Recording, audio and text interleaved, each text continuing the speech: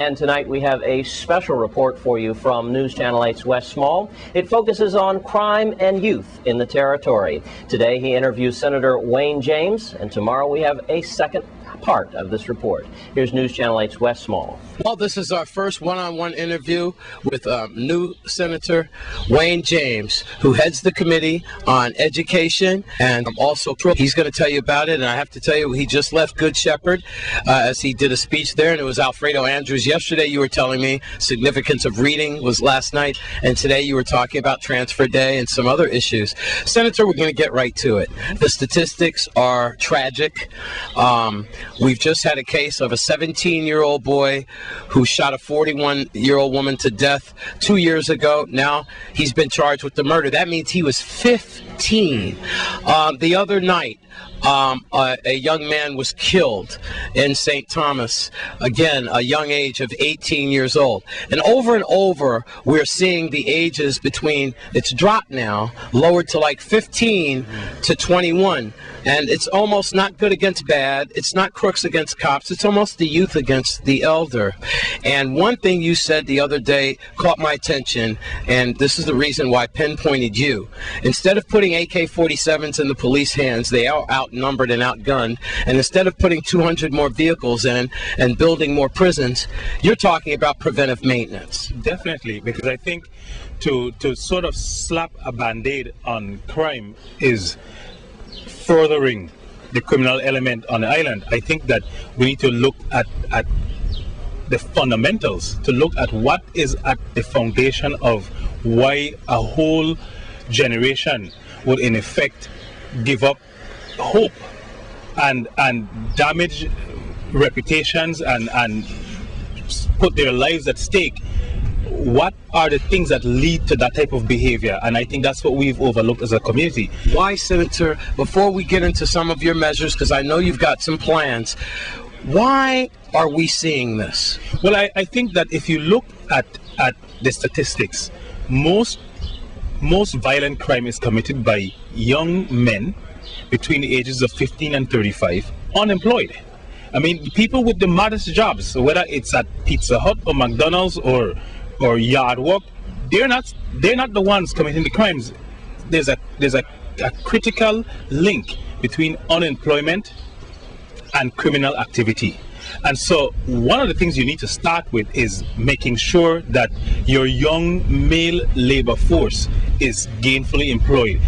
That would require things like civic projects. I mean, because they're modestly skilled, they need to be put in jobs like agriculture and construction. And especially now that we have this blessing from the president, the stimulus package, I think this is a critical juncture. This society, this community is going to have to seize this rare moment that I think is going to come only once in our lifetimes, where the country is saying we will look into the coffers and find the resources to shore up not only the economy but the sense of pride in the country and to deal with the issues that confront the youth. I mean, if you don't make young people feel a part of your community from a young age, you lose them, and then you end up trying to rehabilitate them. Exactly, and it's a losing battle. You have to seize them when you have the opportunity to get them, and then work with them from there. And I think that joblessness is one of the problems, but I also think that we are witnessing this criminal element, particularly in the Virgins, and it's something that's going on all over the country and something that's going on worldwide. But what we are particularly experiencing now is what was put in place back in the 1970s.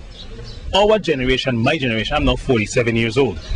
And I was born in 1961, but what I have seen... You don't look it. Thank you. And to get that if I shave, I'll look even a little bit younger. But I think that the people born between 1955 and 1965 are the people who produce the children that are now creating the problem. We are the generation. Let me ask you this: what would happen if your parents came home from work and they found out you were rude to one of the neighbors during the day? The neighbor would have already given me the beating, and then I would have gotten a second one by my parents, and that's where we not, you know, we there's a phrase, we dropped the ball, well, we dropped the belt. And I think we dropped the belt because we were busy chasing 2 jobs, Yes. 2 parents out working, and you know, we come from African people that were subjected to slavery, and so we were accustomed to women having to walk right up next to men. I mean, that went on in the cane fields. But what we did have back then was a whole community, whether it was in the towns or in the estate villages, that assisted in the raising of children. Thanks, Wes. We'll bring you part 2 of that tomorrow with an interview with Senator Samuel Sanis. Stay with us on News Channel 8. We have more news after the break.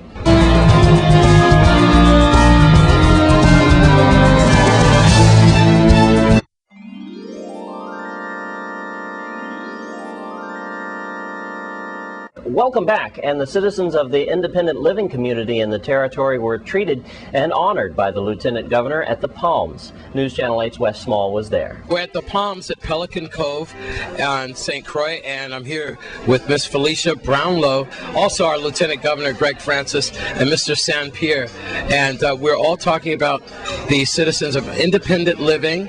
And Miss Brownlow, you are the director. We'll start off with you. You're the star here, and several people have gotten awards for today. What does this mean for our community?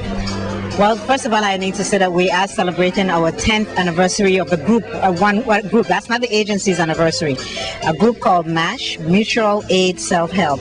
These are the folks who come together every week, and they are apprised of what's happening in the community. They're apprised of services. They have guest speakers.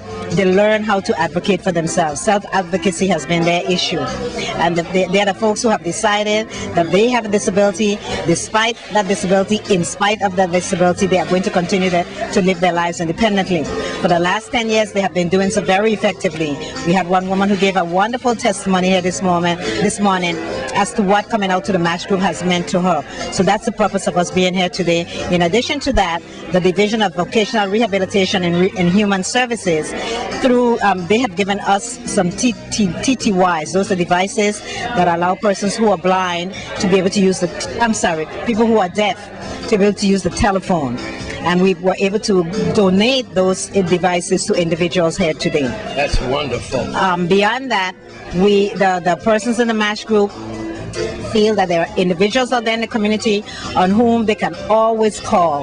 There are those persons who are very courteous, very sensitive to the fact that they are individuals with disabilities, but they are first of all persons too. And they would like to give those persons a recognition. That would be done after lunch, but that would be done today as well. Wonderful. I was just kidding. You did very well.